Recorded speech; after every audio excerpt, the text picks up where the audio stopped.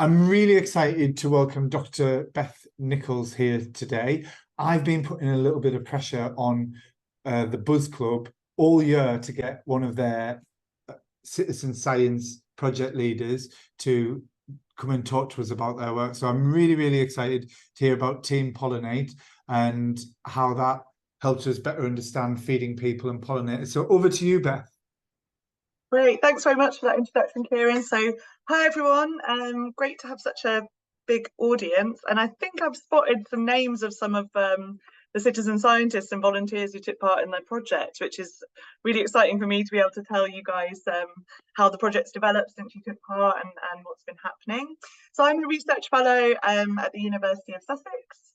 I've been working with bees and other pollinators for about 10 to 15 years now, and I've been at Sussex for close to 10 years, which is seems like a long time now. But yeah, today I'm going to tell you about a project that I was involved in, looking at the role of insects in pollinating food that we grow in urban areas, specifically in allotments and in gardens. And so I doubt it will come as any surprise to many of you in the audience, but we know that the way that we conventionally farm on a large scale and industrial scale is very environmentally damaging. So very intensive farming that involves a lot of pesticides and a lot of fertilizer is leading to our soil becoming degraded, contamination of the environment with those pesticides and fertilizers, which can lead to eutrophication of our water systems. It's a huge emitter of greenhouse gases. And of course, it also leads to the destruction of habitat for biodiversity. And actually, these kind of processes, this degradation, is undermining the very services that agriculture relies on. So we know that around 1 in 3 mouthfuls of food that we eat is owed to pollinating insects, not just bees, lots of different insects. And although we wouldn't starve without these insects, our kind of dietary variability and lots of nice things that we like to eat, like chocolate and berries, would struggle without insect pollination. And so it's therefore pretty concerning that we know globally insect populations are in pretty steep decline. So this figure is from a paper that was published a few years ago now, which was a long-term monitoring study, actually in nature reserves, so not even in some of our more degraded habitats, that's shown a huge decline in insect biomass over the past 25 years or so. And so some people might say, well, when it comes to pollination, as long as we have managed pollinators like honeybees or even commercially produced bumblebees that many farmers rely on as well, why does it matter if all the other pollinators go into decline? Hopefully no one in the audience thinks that. Hopefully you're all really interested in insects, but some people might make that case. But we know that different plant species have very different pollination requirements. So I really like this image. It just shows kind of the massive variation that you see flower morphologies across the animal kingdom. And the differences in insect morphologies affect how good they are at pollinating those different types of flowers. So things like an insect's tongue length can affect how well it can pollinate, where it carries pollen on the body. So honeybees and bumblebees carry it in these corbiculae or pollen baskets. Many bees or other insects carry it on the body in the scopal hairs here underneath the abdomen. And how hairy or not an insect is determines how much pollen it can transfer between flowers. And also body size as well, amongst many other factors, are all going to affect how well a particular insect pollinator can pollinate a particular crop or flower. And we've got some quite strong evidence now to suggest that we really need diversity for efficient and effective pollination. So this study here shows that simply relying on honeybees to pollinate many of our crops leads to a lower fruit set. So we get much lower yield if we're just relying on honeybees, which are in green. Sorry about the not very colour friendly palette. I took this straight from the paper, but you can see where we add wild insects into the system, the dots in pink, we get much higher fruit set.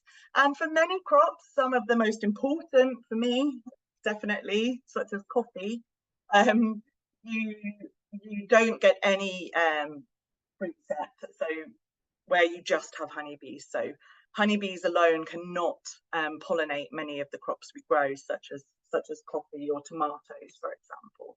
So hopefully I've kind of made the case here that conserving insect diversity is really important for pollination.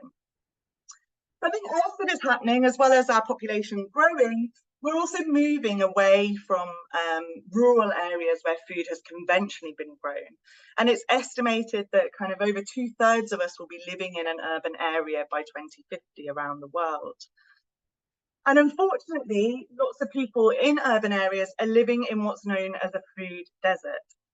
So that means that they need to travel quite far from their homes to try and access nutritious food or fresh food that's actually affordable. Or they need to spend quite a lot of their budget on kind of public transport or petrol to gain access to that food. And so often these kind of more deprived areas are serviced by just a convenience shop where your fresh fruit and vegetables looks pretty depressing, all wrapped up in plastic. My local shop sells kind of individually wrapped limes in, you know, a polystyrene case and stuff, and it's really unaffordable and pretty unappealing. So one potential solution to increasing the accessibility of fresh fruit and vegetables in our cities in a more sustainable way could be to start producing more food in our cities, so to bring the farm closer to the plate, as it were, and that could avoid the need for further land clearance or making farming even more industrial or necessarily particularly sustainable, and could lead to more land loss for biodiversity. And it's actually estimated that already around 6% of our farmland is in urban areas. And some people would estimate that it might be providing up to 1/5 of the world's food already. So in lower income countries in particular, urban agriculture is an important part of their food supply chain. But these estimates are quite tricky because typically urban farms are very small scale, typically less than 2 hectares. There can be some confusion about who actually owns the land, whether the farming is happening kind of in a legal way in some countries or some areas. And typically, compared to our conventional farming, it's much more poorly monitored. So it's quite hard to get estimates of the total area of urban food production, and also how productive that food production is as well. And furthermore, we don't really know for those crops that we're growing in urban areas whether they're being visited by the same insects that would visit in a more conventional farming system, or whether there are sufficient insects in our urban areas to provide pollination to those crops. So if we want to encourage people to start growing more food in cities, we need to make sure that for those insect pollinated crops, we have the insect pollinator populations to support that food growth. And so that's kind of the background that sparked the ideas behind this project. And the University of Sussex, as you may know, is based in the city of Brighton and Hove. So we decided to run a case study in the city, not just for convenience, it's actually a really good place to study food systems. So Brighton is the first city in the UK to have had a food strategy, which was established in 2006. It has quite a large area of allotments across the city, covering about 50 hectares of land. And although Brighton might have this reputation of being quite an affluent area, it's really a kind of a city of two halves, and there is quite a lot of deprivation in the city as well. And around 8% of residents in Brighton and Hove are struggling to meet their food needs. And our local NHS trust is spending about £80 million per year on food related to seasons. So it could be an opportunity to kind of encourage more urban food growing or encourage better kind of food supply systems to make sure that people in the city have better access to fresh food and veg. So as my kind of title suggested and as Kieran introduced, this was a citizen science project, which means that we worked with the growers themselves to collect this data. And so citizen science has been around for a long time. It's particularly prevalent in ecology and in kind of biological recording. And some of you in the audience might be citizen scientists yourself if you take part in kind of standalone experiments or if you submit records of insects or birds or other wildlife that you've seen in your areas. And the reason we thought that this project was particularly well suited to a citizen science approach is because of those reasons that I mentioned before around urban food production being very small scale, being quite ad hoc. I don't know if you ever tried to get into an allotment. They're kind of pretty secure areas. You need to be a member. You need to have your own allotment, have a key, be able to get in through the gate. And of course, people are producing a lot of food in their private gardens as well in urban areas. And gaining access to those kind of sites is pretty tricky. So we would have found it quite difficult to get permission to go around to individual people's gardens to survey them. So that's why we decided to recruit growers to help with the data collection. There are some other benefits of citizen science as well. So often it means that you can potentially collect data over a much longer time period. You can collect data over a bigger area because you're kind of spreading the labour amongst lots of people. And it can be a great tool as well for engaging people with a particular topic or with the scientific method. And we'll talk a little bit about some of the benefits for the participants later on. And so this is how we recruited people. We put posters up. We went to the Allotment Federation meetings. We kind of sent out emails and we managed to recruit over 100 people to take part in the project. And we had three main questions for the project. So our first question was to understand how productive is urban agriculture? So how much food can you produce in a small area of land in a town or city? And so to do this, we asked our citizen scientists to weigh the food that they were harvesting from their plots. And because that's quite an onerous task, we asked them just to focus on the insect pollinated food that they were harvesting. But some people got really into it and were weighing all of their crops as well. We asked people to help us understand how dependent is urban agriculture on insect pollination. So that comes back to the question of which insects are visiting which crops in our urban areas. To be honest, for some conventional crops grown in rural agriculture areas, we also don't know exactly which insects are pollinating those crops. And that's particularly true in lower income countries or tropical regions where the diversity is so much higher. And so for this, we asked people to perform surveys of the flowering crops and to simply do a snapshot kind of count of which insects they saw visiting the flowers. And then finally, we were also interested in the risks from pesticide use. So in conventional farms, farmers are asked to keep kind of records of the pesticides that they're using on their crops. That data in the UK at least is collected by the government, and you can kind of freely access that data. So we have a good idea of kind of what pesticides people are using and checking the rates of usage. So how much are they applying to their crops? But actually, some of those chemicals that conventional farmers are using, you can also buy from your kind of local, I'm trying not to name a brand, your local garden centre or your supermarket. And, you know, no one's checking how much you're using. No one's really checking, are you using it safely? How are you disposing of it? So we wanted to get an idea from our participants of kind of what pest problems do they face? I'm guessing you can probably guess some of those and it might be relevant to next week's talk. But also, you know, what do they do about it? Or how much are they using pesticides in their urban food production? And so we asked them to keep a diary of that damage and what they did to control it. And so we held workshops where we went to people's allotments. We joined up with kind of the little allotment societies on different sites, and we held training sessions. This is one here on a lovely sunny day. And I basically taught people how to conduct a survey. And so one of the things when you're doing a citizen science project is that, of course, if you're asking people who are not professional scientists to collect data, and you're opening up a project to anyone, you're going to have to change the method slightly and make sure that they're very accessible for everybody who wants to take part. So we weren't asking people to identify insects at a species level. We just wanted to get a broad overview of which of the different insect groups were visiting the crops. I myself also went and did some surveys where I would identify bumblebees to species level. But again, that was to try and compare the data collected by a professional ecologist to those who might be new to recording insects. We provided some training, some detailed kind of insect guides, and also some short kind of crib sheets like this one that would help people understand the key kind of features of the insects.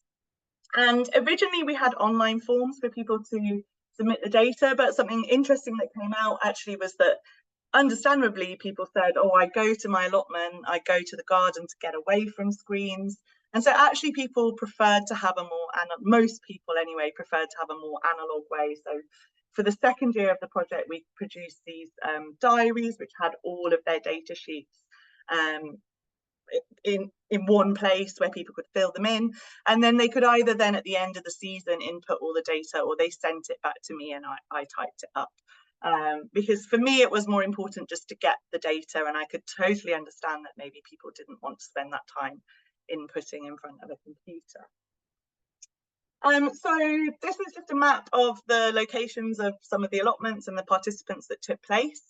We recruited over 100 people, as I said, but as is quite typical for citizen science projects, actually only about 20% of people took part in the project or actually submitted data. Anyone who's been involved in citizen science knows that that's quite typical. Maybe, I'm guilty of this myself, signing up for these things, and then, life takes over. So that's quite normal. But what we did do was at the end of the first year, we held an event where we asked people, what did you like about taking part? What didn't you like? How could we improve the method? And I'll be publishing a paper shortly kind of that explains the feedback that we got from people. But as I say, some of the things were, we don't want to sit on a computer, or the methods aren't so clear. So I produced videos. We made a kind of online forum where people could ask questions. Something that was demotivating people a little bit is that they weren't often seeing insects on their actual crops. They were seeing them on everything else that they planted in their allotments, and that was a bit demotivating. So it became important for me to kind of convey to the participants that your data is part of a larger set of data, and so even though you might not be seeing so many insects collectively, the data will be really important, and will give us an idea of kind of patterns of visitation. And, zeros in ecology are actually really important. It's just as important to know if an insect or an animal isn't there as if it is there. But it was really interesting to learn, what motivates people, what's demotivating. And so as far as I could, I implemented those suggestions from the participants from the first year, and it did increase the engagement. And I think if I was going to do this all over again, I'd have some really good ideas of how to do it better. And I think if you are going to design a citizen science project yourselves, I really recommend making sure you speak to the kind of people who are going to be participating and get their feedback. So that's quite important. But overall, we had over 1,200 records submitted, so quite a lot of data, considering that participation was just limited to this one area in the southeast. So in terms of the results, what we found, so the first question was, how productive is urban agriculture? So people were growing typically on an area of about 175 square meters. So that's kind of just over standard allotment size in Brighton and Hove. And on average, people were harvesting just over 70 kilos worth of food. But it's important to note that that's only the insect pollinated crops, because that's all we ask them to measure. So lots of the heavier kind of other root veg like carrots and your potatoes and that kind of thing wouldn't be counted in that value. And some people were harvesting far more, so up to like 250 kilos, which is pretty impressive. And so the average yield again was about 1 kilo per meter square, but some people again were achieving, you know, up to close to 10 kilos per meter square, which is super impressive and really is on a par with some conventional farming systems as well, which was really surprising.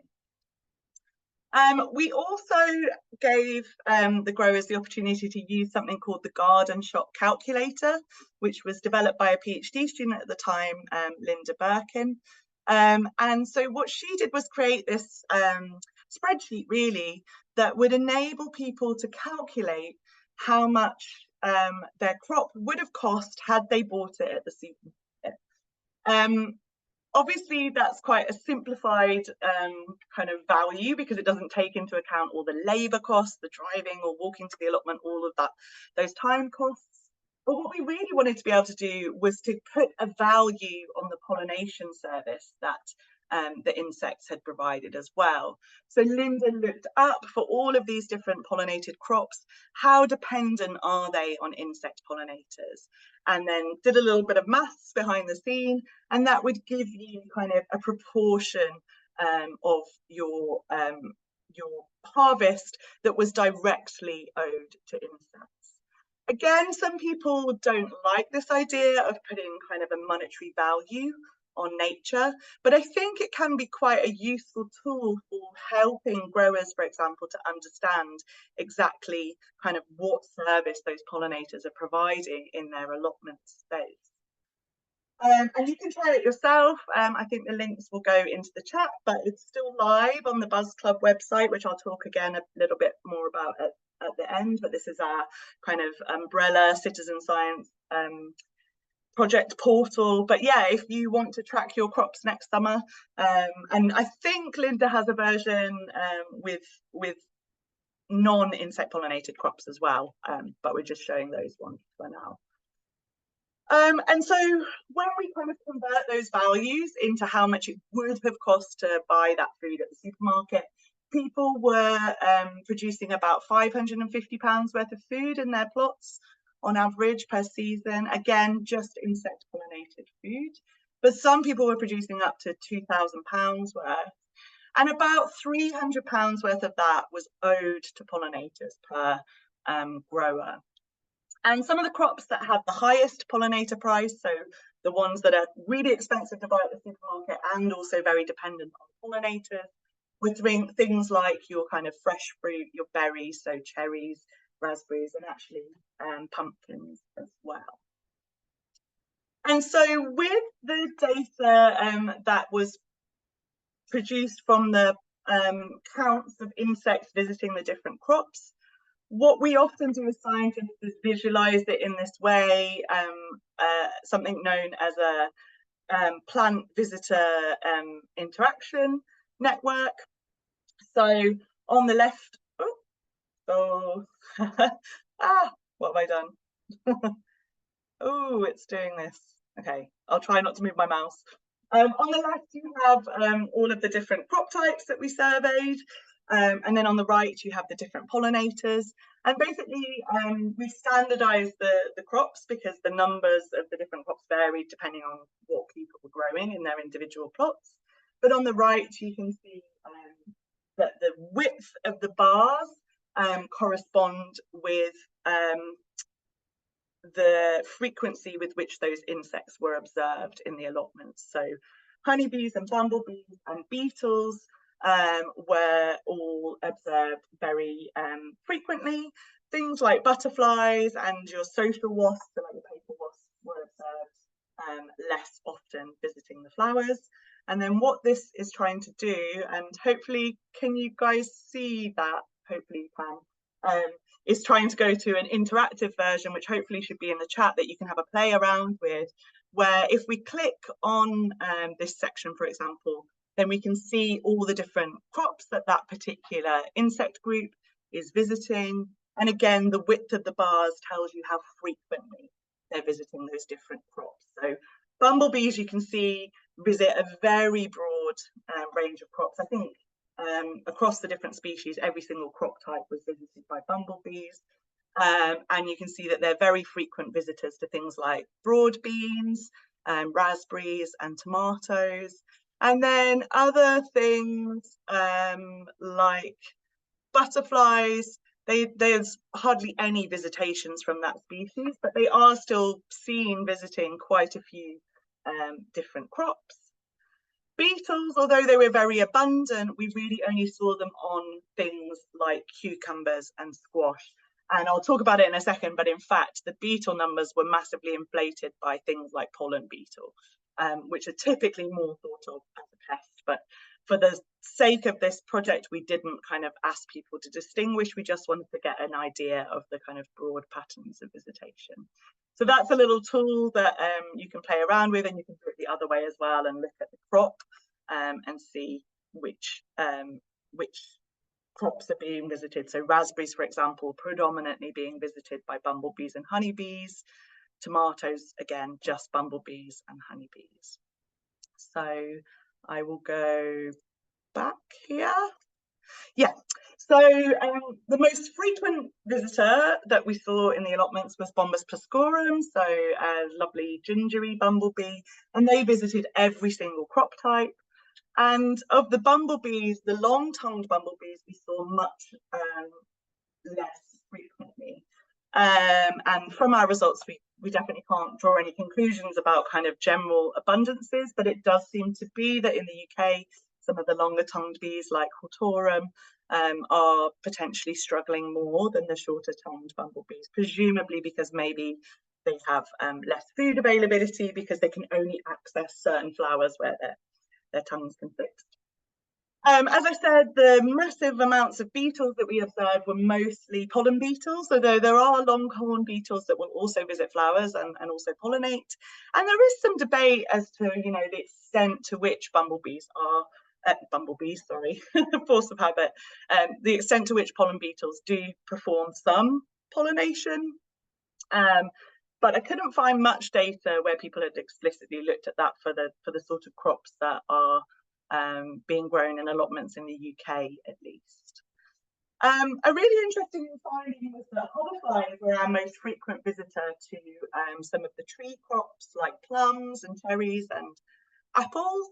And so in conventional orchards, farmers typically rely on kind of moving honeybee hives into orchards or having bumblebee boxes or even solitary bee nests now increasingly. But we found that hoverflies were the most frequent visitors, at least. So that could be really interesting, and maybe that's a difference in urban areas because maybe hoverflies are more abundant or they're around at the right time of year. And then strawberries, for example, we really didn't see many bee visits to these flowers at all. And as has been shown in conventional systems, flies and hoverflies were particularly good, particularly frequent visitors of these crops. Now, I think it's important to say here that because we were just asking people to look at visitation, we actually can't say anything about how effective these visitors were at pollinating. They might just be coming in, drinking some nectar, taking some pollen, and not being particularly good at pollination. But other studies have shown that generally the more frequent visitors are also the more effective or important pollinators, but that does tend to vary on a crop by crop basis. So for now, this is just a very broad overview of who's visiting which crops and gives us an idea of who might be important pollinators in urban systems. In terms of the crops that the insects themselves were most attracted to, that was things like flowering trees, so apples, cherries, and flowering bushes, so blackberries and raspberries. And in fact, bramble was flowering over such a long period in people's allotments and providing food for all different insect groups. But it's also classed as a weed in many allotments. You know, you can get in trouble if you have too much bramble or too many, you know, if it's not under control. So it does raise some interesting questions about, you know, how do we manage weeds in a space that is supposed to be designated for flowers, but is for food, sorry, but is there some room to kind of try to make allotments and those growing areas in our cities better for pollinators and for people to grow food as well. And then lastly, I just wanted to talk about an experiment that we ran in the allotments to directly test the pollination service delivery and to answer the question, are there enough pollinators in our allotments? So to do this, we ran what's known as a pollination deficit experiment. So this is where you have groups of plants, and some of them you just let get pollinated by whatever's in the environment. So whatever insects want to come and visit that plant, they come and visit. The other plant, it gets all the visits from the insects, but then you also give it an extra helping hand. You literally hand pollinate the flowers. So I went around these plants with a paintbrush loaded up with pollen from another strawberry flower and rubbed the pollen on. So did my very best hoverfly impression. And so if there are enough pollinators, then we wouldn't expect to see a difference between these two plants. So if there are enough insects visiting, distributing pollen onto that flower, then it doesn't matter if I've added some extra to it, you should still get the same yields between the two plants. But if there are not enough pollinators in the area, then we would expect this hand-pollinated one that's had the helping hand from me, the guaranteed pollination, to produce some lovely strawberries. But the one that's just been left open for insect pollination, it might struggle some more. So that might not produce as many strawberries, or the strawberries might not be particularly well shapen, so they might not have had very good pollination. So that was the experiment that we ran. And we found no difference between these two treatments in terms of how many fruit they produce, or the size, or the weight, or the sugar content of the fruit. So that's pretty good news. Seems like they are getting enough pollination. But we did notice a slight difference in the number of what are called achenes that are fertilized. So actually, each one of your little kind of green seed looking things on the outside of your strawberry is actually a berry. And so the rest of the fruit just sort of swells around all of these individual berries called achenes. And they need to be, they kind of relate to the pistils that are in the flower. And each one of these needs to get pollen delivered to it for the strawberry to swell in this nice strawberry shape. If only part of these get pollinated, then you get these kind of wonky strawberries. And so what we found was that the hand-pollinated flowers were better pollinated. So they had more of these achenes were fertilized, so had received pollen. And that did lead to having a few more of your wonky strawberries, so these yellow ones here, in the control condition. And the ones that had had a bit of extra pollination, you got a few of the nicer symmetrical strawberries. If you're just growing your food for your own consumption, I think you would love the wonky strawberry as much as you loved the very nice symmetrical one. And as I say, we didn't find any differences in sugar content, for example. But if we wanted to encourage more commercial growing in urban areas, for example, then we might want to think about providing habitat for those pollinators like the flies and hoverflies that we know are really good at pollinating strawberries, for example.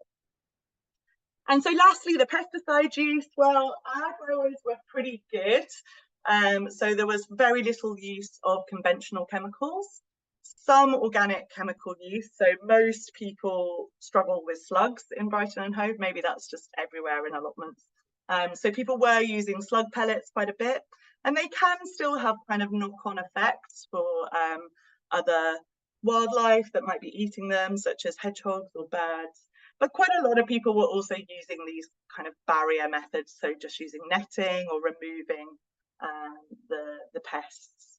I have to say, like, Brighton obviously is quite a green city, so we might be slightly biased there. We might have very eco-friendly people in the city, and also we attracted people into taking part in this project by explaining that they would learn about pollinators and things. So this might not be super representative of what everybody is doing in their allotments, but it was fairly good news, at least in terms of our project area. And I'm really happy to see that the RHS is no longer classing slugs and snails as pests. And they've been doing loads of interesting work trying to encourage people to kind of control or live with the slugs and snails. So maybe the talk next week will tell us a bit more about that.